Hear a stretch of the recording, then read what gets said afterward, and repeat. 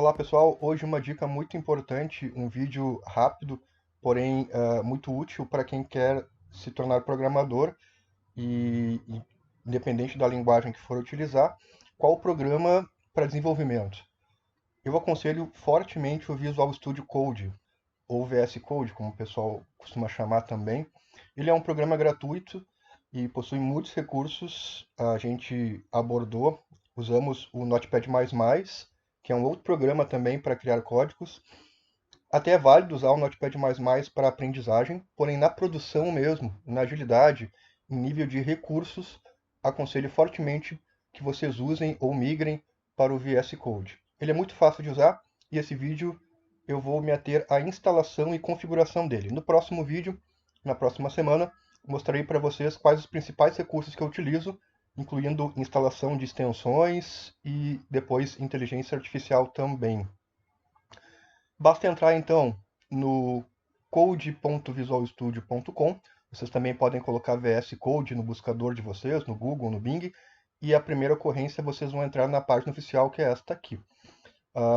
De cara aqui eu já vejo o botão para baixar o download para o Windows, mas se vocês quiserem, clicando na setinha aqui, vocês podem também utilizar versões para macOS ou Linux, conforme o sistema operacional que vocês estão utilizando.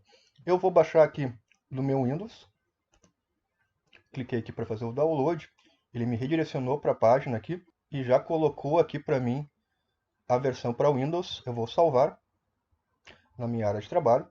Essa versão que eu estou utilizando atualmente, em junho de 2023, é a versão 1.79.2, 64 bits. Lembrando que essas versões atuais é a partir do Windows 10, tá? O Windows 7 não dá mais suporte. Se vocês quiserem utilizar uma versão no Windows 7, você tem que buscar aqui no site uma versão mais antiga do, do Visual Studio. Inclusive, existem outras aqui, né? Outras versões embaixo do botão de download aqui.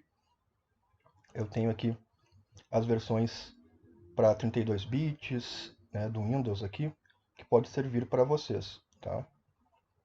Bom, já fiz o download no site, posso fechar o site e partir para a instalação. Ele baixou esse arquivo, é um arquivo que não é tão pesado assim, cerca de 90 MB, e eu vou executar ele, aceitar os termos e instalar. É uma instalação bem básica, bem simples, bem padrão, não vou alterar em nada aqui. Eu vou pedir para ele criar um atalho na minha área de trabalho, tá? E no resto eu vou deixar tudo como padrão. Pronto, a instalação é bem rápida também. Eu vou deixar marcado iniciar para já executar assim que eu concluir a instalação. Tá? Eu já verifico que o meu, como eu já tinha instalado antes, inclusive, ele já abriu alguns arquivos aí, mas ele abre com a ajuda, né, a nota aqui do Visual Studio aqui para a gente dar uma olhada. Basicamente, ele possui os menus, a barra de menus, arquivo, em que vocês podem criar novos arquivos a partir daqui. Já vou dar um exemplo aqui. Menu editar para copiar e colar, como todo programa tem. E tem aqui alguns também envolvendo aparência, que é o que vocês podem habilitar ou desabilitar de painéis e barras de atividade e tudo mais. Tá? Tela inteira no F11. Eu deixo também padrão aqui. Depois vou mostrar para vocês os principais atalhos também nos próximos vídeos. Pronto, deletei aqui para que fique zerado. Essa nota da versão eu posso fechar. E aqui ele está pronto para mim programar. Tá? Essa barra aqui é uma barra bem interessante, aqui que a gente vai instalar outras ferramentas depois também. E eu posso também criar arquivos por aqui. Tá? Existe um botão de configuração aqui embaixo, de gerenciar aqui. Se eu clicar aqui, eu tenho acesso nessa engrenagem aos temas, em que eu posso personalizar as cores da interface dele. Então, em tema de cores ele já tem aqui, eu estou no Dark Mode, mas se eu clicar aqui eu já vou ver que ele já vai trocar para mim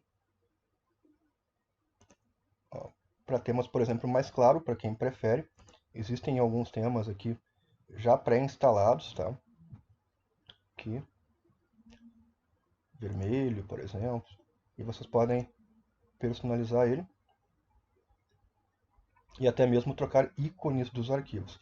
Eu vou deixar no tema padrão, que é o Dark Mode, e Aqui também em configurações,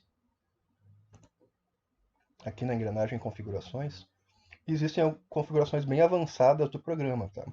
Uma configuração que eu acho muito importante que vocês conheçam já e habilitem ela está desabilitada, é a questão de quebra de linha. Quando tem uma linha muito longa de código, ele costuma criar uma barra de rolagem aqui embaixo. E isso acaba dificultando um pouco a visualização do código. E eu posso desabilitar essa barra de rolagem e fazer com que ao finalizar aqui a linha na tela, ele quebre automaticamente a linha. Isso ajuda bastante. Então, como é que eu faço? Aqui em configurações tem uma busca, uma configuração de pesquisa, em que eu posso colocar então a palavra Word, tá? Wrap. Aqui, inclusive, eu coloquei Word aqui, ele já apareceu para mim aqui o Word Wrap aqui como primeira ocorrência. Aqui, ó, Word Wrap. Tá? Editor Word Wrap. Tá? Isso significa quebra de linha. Para vocês, provavelmente vai estar em off esse campo aqui de Word Wrap. Eu já tinha colocado o meu, mas é interessante deixar então em on e somente isso. Tá? Faço somente isso aqui uma vez só. Posso até fechar agora aqui já, não precisa salvar nada, ele já memoriza que haverá quebra de linha. Vou mostrar isso na prática agora aqui, criando um arquivo novo. O meu também está em português já. Caso vocês tenham baixado e o Visual Studio de vocês esteja em inglês, basta vocês instalarem a linguagem, tá, de português. Tá? Eu vou clicar aqui nesse último íconezinho, que é tipo uns cubos. Tá? Esse ícone se refere às extensões, que exploraremos muito mais no próximo vídeo. E aqui eu já tenho algumas extensões instaladas, inclusive. Essas eu considero essenciais. E notem que para mim já está aqui o Português Brazilian Language Pack, que é o que faz a tradução do software. Né? Se vocês não tiverem esse, eu vou desinstalar para vocês verem. E vou reiniciar. Ele ficou em inglês. Ó, File, Edit, Selection, todo ele está em inglês agora. E se vocês estão com o Visual Studio assim, basta então clicar aqui na engrenagemzinha, colocar aqui no campo de busca português. Quando eu começar a digitar português, ele já me dá aqui esse primeiro, que é o globo aqui, o ícone de um globo, e eu posso clicar no botão install do lado dele, ele já está instalando, tá? E assim que ele instalar, vai abrir um botãozinho aqui no canto inferior direito, Change Language and Restart, mudar a linguagem, o idioma, e reiniciar. Eu vou clicar nesse botãozinho, ele vai reiniciar para mim e já vai estar em português novamente. Tá? Então, isso pode ajudar bastante a quem está começando a programar não ter dificuldade com a questão do inglês, pelo menos no software, né? Nos menus deles. Como é que eu faço para criar um arquivo novo, então? Para iniciar meus projetos de HTML, CSS e outras linguagens? Há várias formas. Uma delas é em arquivo, novo arquivo ou novo arquivo de texto, que é o Ctrl N. E eu também posso criar um arquivo aqui nesse botãozinho de páginas e novo arquivo. É o mesmo procedimento. Quando eu clico aqui, eu já posso definir o nome do arquivo. Eu vou chamar como index.html.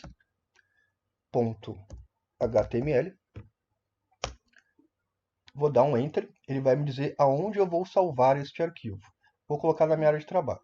E é importante quando vocês salvem o arquivo, na hora que vocês estão criando ele, percebam se o nome dele é o que vocês digitaram, o index certinho, tá? Para arquivos HTML, a gente já sabe que essa é a página inicial, conforme o curso. E aqui, verifiquem se também está o ponto .html. Eu coloquei lá, mas ele não colocou aqui, então agora sim, ponto .html. Eu vou criar.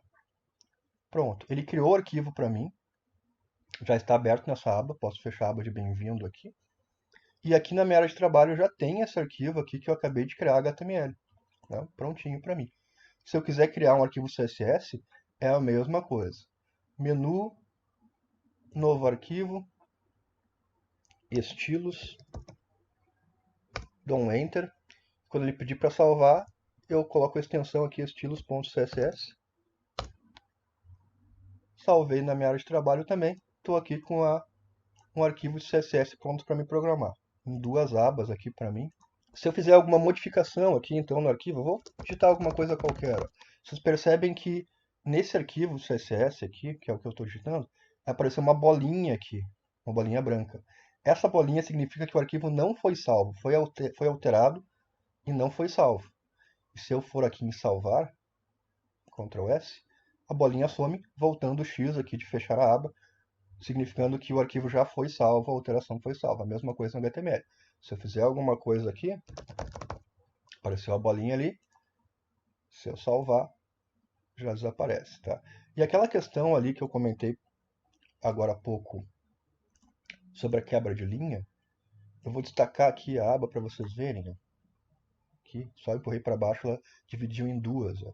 Arrasto para baixo, ela divide a minha tela em duas, para que eu fique visualizando tanto o CSS quanto o HTML, tá?